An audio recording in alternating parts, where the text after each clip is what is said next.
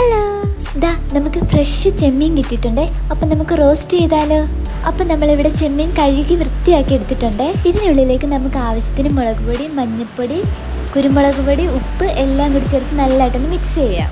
ഒരു 5-10 മിനിറ്റ് നമുക്ക് റെസ്റ്റ് ചെയ്യാൻ വെക്കാവേ. എന്നിട്ടിത് ഒരു പാത്രത്തിലേക്ക് കുറച്ച് വെളിച്ചെണ്ണയും കറിവേപ്പിലയൊക്കെ ഇട്ടിട്ട് നല്ലതായിട്ടൊന്ന് ഫ്രൈ ചെയ്തെടുക്കാവേ. അത് കഴിയുമ്പോൾ ആ പാനിലേക്ക് തന്നെ കുറച്ചുകൂടി വെളിച്ചെണ്ണ ഒഴിച്ചിട്ട് നമുക്ക് ഈ തേങ്ങാക്കൊത്തും കൂടി ഒന്ന് ഫ്രൈ ചെയ്തെടുക്കാവേ. പിന്നെ അടുപ്പിലേക്ക് വേറൊരു ചട്ടി വെച്ചിട്ട് അതിലേക്ക് ഉള്ളി, പച്ചമുളക്, ഇഞ്ചി, വെളുത്തുള്ളി, കറിവേപ്പില എല്ലാം കൂടി ഒന്ന് വഴറ്റിയെടുക്കാം. പിന്നെ അതിനുള്ളിലേക്ക് മുളക് പൊടി, മഞ്ഞൾപ്പൊടി, ഗരം മസാല എല്ലാം കൂടി ചേർത്ത് ഒന്ന് മൂപ്പിച്ചെടുക്കാം. കൂടെ തന്നെ കുറച്ച് തക്കാളിക്കായും ഇട്ട് കുറച്ച് വെള്ളവും കൂടി ഒഴിച്ചിട്ട് നമുക്ക് കുറച്ച് നേരം മൂടി വെക്കാം.